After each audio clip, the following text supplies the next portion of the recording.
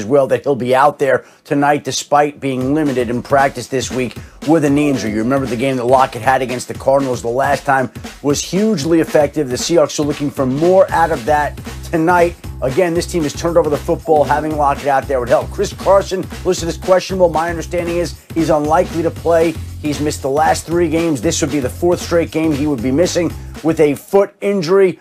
On the flip side, Carlos Hyde off the injury report. So if Carson can't go, Carlos Hyde, along with Alex Collins, would step in there and be the Seahawks running backs tonight against Arizona, Greeny.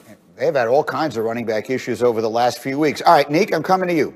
This game is so interesting in so many different ways. What is the number one thing you're looking for tonight?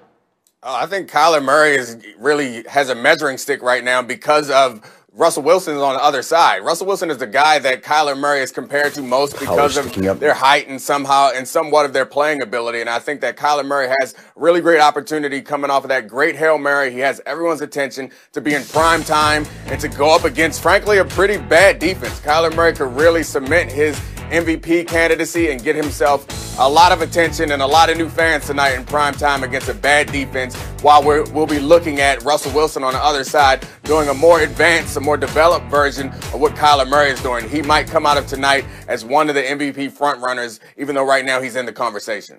I don't know if you meant to say that Russell Wilson is his measuring stick or not, but it brought a smile to my face whether you did that purposely or not. Either way, Louis Riddick, as we look at Russell Wilson, I mean, 3 weeks ago, every conversation here started with, well, Russell Wilson is on his way to being the MVP of the league. And a strange thing has happened over the last month or so. What are you looking for tonight? I'm just looking to see if they can have any semblance of balance, Greeny, on the offensive side of the ball, so it doesn't get so far out of whack like it has recently as far as their rush percentage. I mean, right now they're throwing the ball well over 60% of the time because of the fact that, one, they know that every possession they have to make count. 2, the defense can't stop anybody. 3, the running game has kind of faltered due to injury and due to attrition. And now, so everything is on Russell Wilson, everything is on DK Metcalf, everything is on Tyler Lockett. So I'm just wondering if they can have any kind of balance at all so Russell doesn't feel as though every play is do or die. And then all of a sudden, you know what happens when that's the scenario. He starts forcing footballs. They start, subjecting themselves to turnovers, and then they have no shot. So that's really what I want to see, because if they get in a shootout with this team against Arizona, who has a much better defense, then they're going to lose the game. I just want to see if they can have any kind of balance at all and see if Carlos Hyde can kind of pick up the ball for Chris Carson. How do you see it, Schefter? It's a critical game, obviously. There's a 3-way tie right now at the top of that division. The Rams will play actually on Monday night. Louis, you have that game, and we'll talk about it further. But this one obviously has a lot at stake. How do you see it, Schefter? Well, amazing how it all fits together according to what Louis is saying, right? Again, Chris Carson's injury. Over the last 3 weeks, Russell Wilson has turned over the football more than anybody in football at this point in time. And so the lack of the running game has led to all the turnovers that has led to this team suddenly stumbling. But the fact of the matter is still that this division, the NFC West, is as strong as basically any division in all of football, and this division very well could produce at least 3 playoff teams, especially with the expanded playoff field of 7 teams in each conference, potentially even 8 if the league has to expand later. But this tonight, I think, is a preview of 2 teams headed to the playoffs. Yeah, some numbers on Wilson that are remarkable. He's thrown 3 interceptions in the end zone this year. He had never thrown more than 1 in any season before. Okay, so that's tonight's game. We have an eye on that. Meanwhile, the big story in the NFL this week, of course, involves the injury to Drew Brees and his ribs. Our Ed Werder reporting that after seeking a second opinion on the injury, the original diagnosis, collapsed lung, 5 fractured ribs, that was confirmed.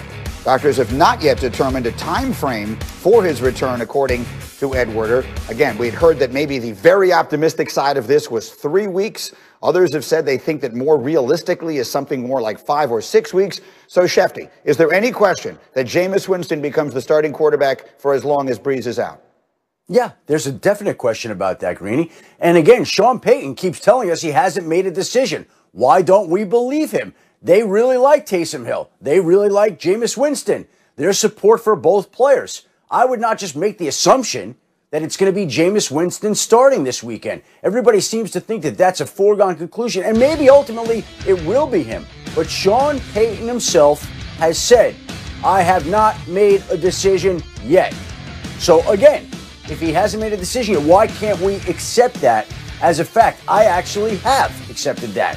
And I don't think that it's a deadlock cinch that it's going to be Jameis Winston at this point in time. I think we need to be open-minded to the idea that based on what Sean Payton is saying, that it could be Taysom Hill. We know that they'd like to get him in there. So let's just see how this goes out and plays out over the course of the weekend. But there's an opportunity here for the Saints to see what they have in Taysom Hill, see what they have in Jameis Winston. Again, we've thought all along that this could very well be Drew Brees' last year, and now is a chance to win now and get a look into the future. Listen, I'm asking for a friend here, but Jameis Winston was available on waivers in a fantasy league, and someone I know, namely me, might have just thrown him on his roster yesterday. So you're telling me starting him this weekend would feel like a very risky maneuver?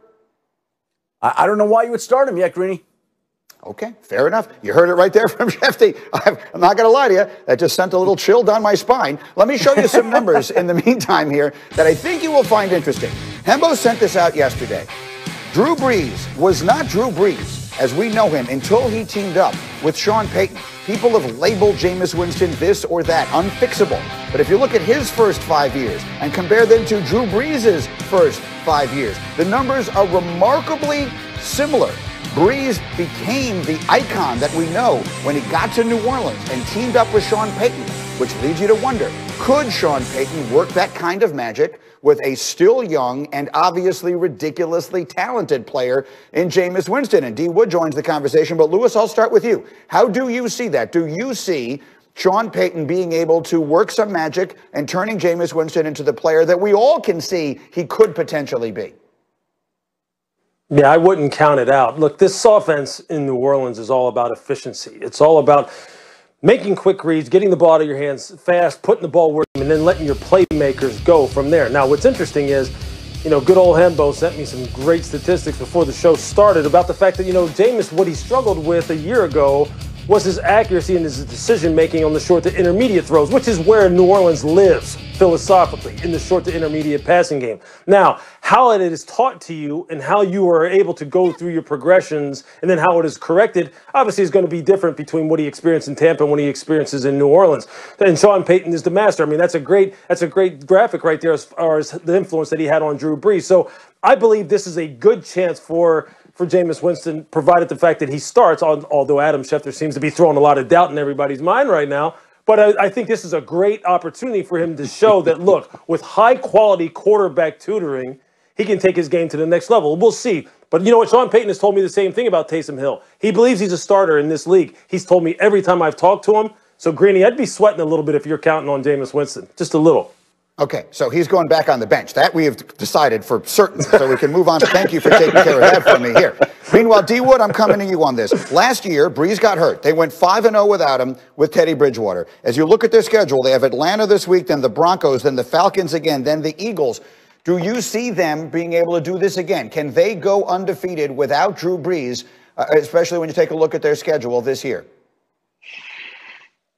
Absolutely, Greeny. I think when you talk about the New Orleans Saints, they're one of the most well-rounded teams in the National Football League. We got, when we watched them against the Tampa Bay Buccaneers, you saw all areas of their team flourish. Defensively, they were flying around. They were all over that Bucks offense. Offensively, I think Sean Payton is going to put whoever is at quarterback, whether it's Taysom Hill or Jameis Winston, they're going to just have to manage the football game. Nobody can expect them to be Drew Brees out there, but they have enough firepower to manage this game. And when you have guys like Alvin Kamara, Michael Thomas, those type of guys, those guys can make a ton of plays for you. So if those guys manage the game, like Lewis alluded to, this New Orleans Saints team, they could easily find themselves right at the top of the NFC. Lewis, if you're preparing to play this team defensively this week, if you're the Falcons getting up against this team, and they're leaving that doubt in your mind as to who the quarterback is, and the two quarterbacks they can choose from could not be more different, right? The way Taysom Hill would play and the way Jameis Winston would play could not be more different. How are you preparing? Which one are you preparing for this week if you're Atlanta? Yeah, I'm preparing for them to run the system, Greeny, that they've always run. That's what I'm preparing for. I'm preparing for the tendencies that Sean has shown, first and second down run pass, third down, how they like to attack in the red area. That's what, because I'm not going to go and just go through all those mental gymnastics to try and figure out, well, which guy is it going to be. But I am going to make sure that I prepare for all the type of slash plays that Taysom Hill runs in those specific situations. Now, if he gets in there on an every down basis, I'll deal with him as it comes. But I'm really preparing for the system because the system is what works down there.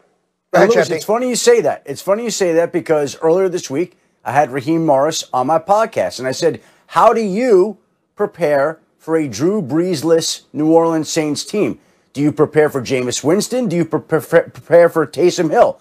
And Raheem Morris said, I don't prepare for either one. I prepare for a Sean Payton-led offense. Mm-hmm. And that's exactly how the Falcons have gone about it this week because they don't know what they're going to get. They'll be ready for Winston. They'll be ready for Taysom Hill. But most important, they'll be ready for what Sean Payton has done through the years. Okay, I have time to run the hurry up here, guys. Can I do it? Can I get Schefter through some of these other notes here? If we have time to do it, let me try and get that in. Cindy, let me know if we can. Let us run the hurry up. No, we don't have time for it now. So, it is coming. Okay, sorry. This is me producing the show from the chair, so everyone can yell at me when we get to the break. In the meantime, Cindy, let me know if you have it there. We will do it, and we'll run the hurry up, Schefter, through a couple of injuries. Let's do it. Let's start with the injury situation in Carolina. We have Bridgewater. We have Christian McCaffrey. What's the situation?